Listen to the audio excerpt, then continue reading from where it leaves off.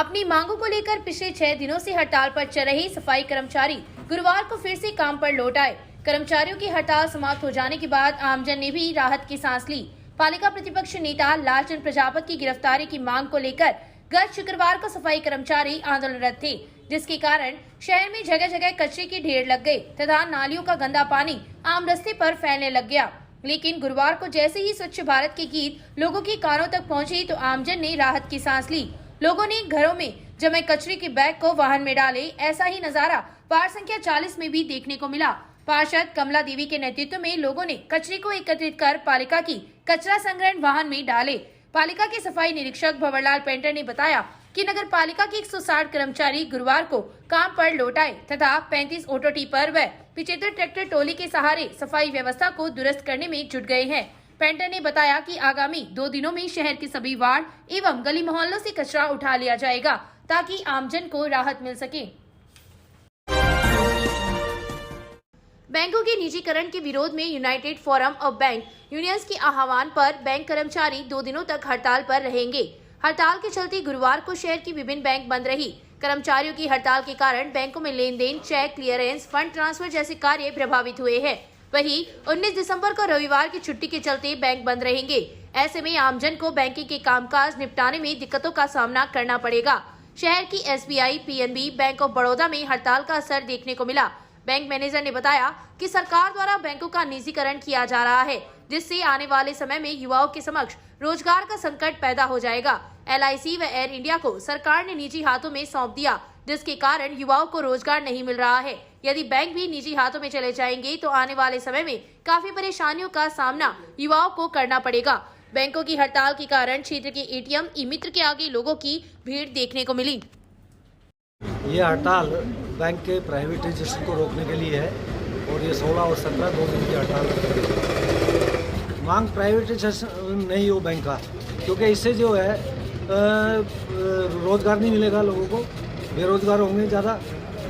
Government तो कह देगी हमारे हाथ में नहीं है, तो रोजगार कहाँ से दें। जैसे कि LIC और एयर इंडिया के बारे में कह रहे हैं कि हमारे हाथ में नहीं है एयर इंडिया या LIC, तो हम रोजगार कहाँ से दें। यही हाल बैंकों का होना है फिर अगर प्राइवेटाइजेशन हो जाए तो। प्राइवेटाइजेशन को रोकने के लिए या विरोध करने के लिए ये हड़ताल रखी गई है, ताकि लोगों को रोज़गार मिले और जो स्टाफ है वो भी अधिक उससे कार्य कर सके, ताकि ज़्यादा बेरोजगार को रोज़गार मिले। जनता को कोई भी काम अच्छा करना होता है तो उसके लिए कष्ट उठाना पड़ता है। जैसे मान लो सड़क भी बन रही है तो वहाँ जनता को कष्ट तो होगा ही, क्योंकि नई सड़क बन रही है। पुरानी से तो ज़्यादा दिक्कत हो रही थी, नई बनने से आसानी सुविधा होती है। उसी तरह से बैंक है। सर हम तो क्या मजदूरी करने वाले आदमी हैं, दुकानदार मजदूरी करते हैं। आज मेरे को KCC वाला जमा करवाना था पैसा, तो फिर मैं यहाँ 2-3 दिन लग जाएगा, बैंक बंद हो जाएगा, तो मैं कैसे जमा करा सूँगा। आगे दाढ़ी पट्टी हो रहा है मेरा, ये प्रॉब्लम है सर। अब 2-3 दिन से परेशान होना पड़ेगा मेरे को। प्राइवेट मजदूरी कर रहे हैं, ये प्रॉब्लम है सर। आज KCC वाला मेरे को जमा करवाना था, उसकी किस्त आ रहा है। दिसंबर में किस्त भरते हैं और किस्त आ गया और कौन भरेगा मेरे को। अगर वापस आएंगे तो मेरा किराया भाड़ा जो भी लगेगा कितना परेशानी होना। परेशानी बहुत ज़्यादा हो रही है। भाई बीकानेर जाऊँगा फिर, क्योंकि दिसंबर टिप जाएगा दोबारा पेनल्टी लगेगा हमारी। क्रय विक्रय सहकारी समिति में गुरुवार की शाम यूरिया वितरण को लेकर बवाल मच गया। घंटों से लाइन में खड़े किसानों को यूरिया नहीं मिलने पर उनका आक्रोश फूट पड़ा तथा उन्होंने क्रय विक्रय सहकारी समिति के प्रशासन पर भाई भतीजावाद का आरोप लगाया। किसानों का आरोप है कि चहेती लोगों को नियम विरुद्ध यूरिया उपलब्ध करवा दी तथा वे लोग वाहनों में यूरिया भरकर ले गए तथा जरूरतमंद किसानों को यूरिया नहीं मिली। मनोनीत पार्षद रामवीर सिंह रायका ने कहा कि खाद्य वितरण को लेकर अधिकारियों ने धांधली की है।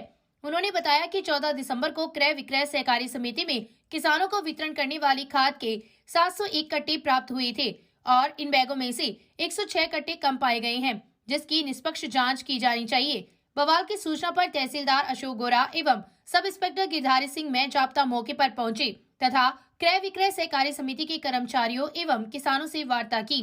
तहसीलदार ने निर्देश दिए कि यूरिया वितरण में अनियमितताएं बर्दाश्त नहीं की जाएगी तथा किसानों को नियमानुसार यूरिया का वितरण किया जाए।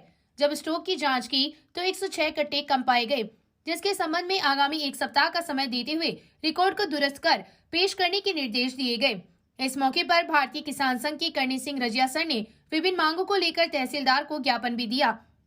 किसानों ने समिति के अध्यक्ष अर्जुन राम कुल्हेरी को भी बड़ी पीड़ा बताई। इस दौरान सैकड़ों की संख्या में किसान उपस्थित थे। मारवाड़ी में कहावत है कि आंधो बांटे रेवड़ी फिर अपनों को दे। क्रय विक्रय सहकारी समिति ने गबन किया है। हाँ, जो यूरिया के कट्टे थे किसी को 10 बांस दिए, किसी को 65 भेज दिए, अपने अपने चहेतों को उन्होंने भिजवा दिए। किसानों को कट्टे नहीं मिले, किसानों में असंतोष है। हाँ, किसी किसान को कट्टे दिए नहीं, उन्होंने 10 उसके रिकॉर्ड में चढ़ा दिए। हाँ, इस प्रकार इन्होंने यूरिया में गबन किया है, उसकी निष्पक्ष जाँच होनी चाहिए। मामला ऐसे है कि स्टॉक काफ़ी समय से यूरिया का आया है और काश्तकार ये शिकायत कर रहे थे कि इनको मतलब समान रूप से नहीं बांटा गया, किसी को ज़्यादा दे दिया, किसी को कम दे दिया। बीच में क्या कुछ OTP की समस्या आई थी, कुछ पोस्ट मशीन से वितरण हो गया, कुछ वैसे हो गया। तो यहाँ थोड़ी बहुत कोई एंट्री में कुछ कमियाँ मिली है, तो मैंने इनको समझा दिया है कि रजिस्टर परमानेंट सिस्टम से मेंटेन करें। प्रत्येक काश्तकार को ध्यान में रखते हुए जितने काश्तकार हैं और जितना स्टॉक आया उसके हिसाब से इनको वितरित करें। फिलहाल यहाँ समस्या सुलझा दी गई, कोई समस्या नहीं है। धन्यवाद। सदाशहर सड़क मार्ग पर 400 kV GSS के पास मेगा हाईवे पर 200 मीटर की अधूरी सड़क लोगों के लिए परेशानी का सबब बनी हुई है। करीब 7 माह पहले रीडकोर द्वारा 50 लाख रुपए की लागत से बनने वाली इस सड़क का टेंडर फर्म SK बंसल को दिया था, लेकिन ठेकेदार द्वारा पूर्व में बनाई गई सड़क 5 दिन भी नहीं चली। उसके बाद उक्त स्थान पर पानी भराव की समस्या को देखते हुए उसी जमीन से 3 से 4 फुट तक ऊंचा उठाया गया, लेकिन ठेकेदार द्वारा 400 kV GSS के पास 200 मीटर तक की सड़क का निर्माण कार्य अधूरा छोड़ दिया गया, जिससे वाहन चालकों के साथ साथ इस स्थान पर होटल चलाने वाले व्यापारी एवं आमजन काफी परेशान हैं। होटल संचालक पवन पूनिया ने बताया कि सड़क पर वाहन गुजरते समय उड़ने वाली गर्द से व्यापार को प्रभावित कर दिया है। वहीं दूसरी ओर पेड़ पौधों एवं फसलों को भी नुकसान पहुंचा रही है। साथ ही GSS की मशीनरी भी खराब हो रही है। जब इस संबंध में रीडकोर अधिकारियों से वार्ता की तो उन्होंने बताया कि रीटेंडर की प्रक्रिया शुरू कर दी गई है तथा शीघ्र ही उक्त सड़क का निर्माण कार्य पूरा करवाया जाएगा।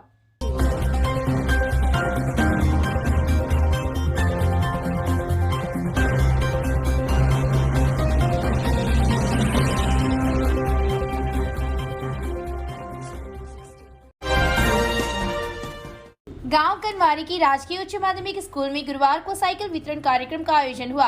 राज्य सरकार द्वारा बालिका शिक्षा को बढ़ावा देने के लिए निःशुल्क साइकिलों का वितरण किया जा रहा है, जिसके अंतर्गत गुरुवार को स्कूल की 17 छात्राओं को साइकिल प्रदान की गई।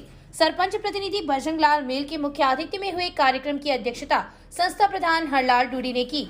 समारोह के विशिष्ट अतिथि चौधरी इंद्रराम बाबल मुकेश कनवारी थे। इस अवसर पर सरपंच प्रतिनिधि ने ग्राम पंचायत की सभी स्कूलों में एक ट्यूबवेल बनवाने की घोषणा की। इस मौके पर स्कूल परिवार के सदस्यों सहित काफी संख्या में ग्रामीण जन उपस्थित थे।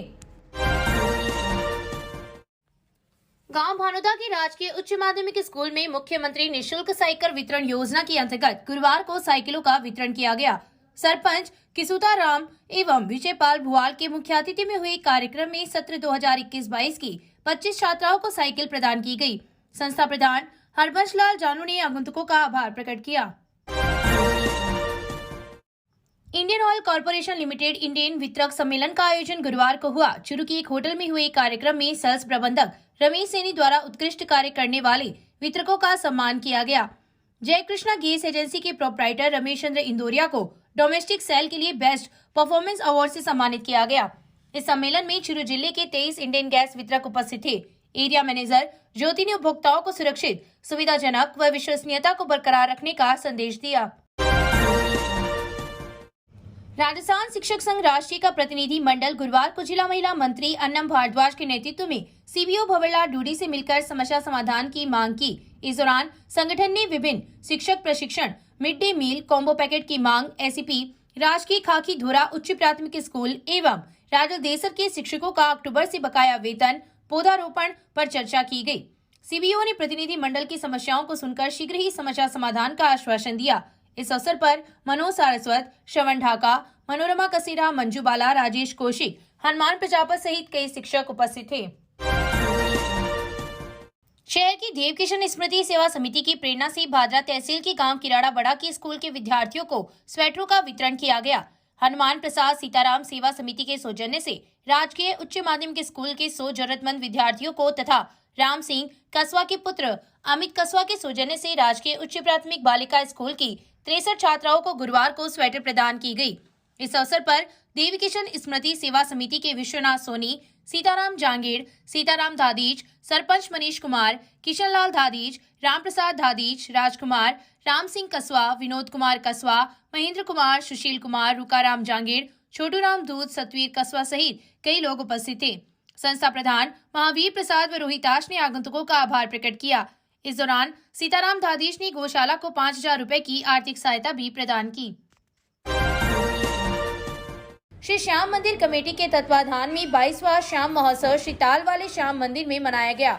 मुख्य यजमान द्वारा दीप प्रज्वलन से कार्यक्रम का शुभारंभ किया गया। बालकृष्ण धड़ की गणेश वंदना से शुरू हुई भजन संध्या में गायक कलाकार SP वर्मा, बंटी शर्मा, मुंबई सहित कई स्थानीय कलाकारों ने अपने अपने भजनों की प्रस्तुतियां दी। इस दौरान श्याम बाबा का श्रृंगार कर अखंड ज्योत ली गई तथा 56 भोग का प्रसाद चढ़ाया गया। भजन संध्या के दौरान फूलों की होली भी खेली गई। मंदिर पदिन पुजारी धनराज इंदौरिया व अजय इंदौरिया ने आगंतुकों का आभार प्रकट किया।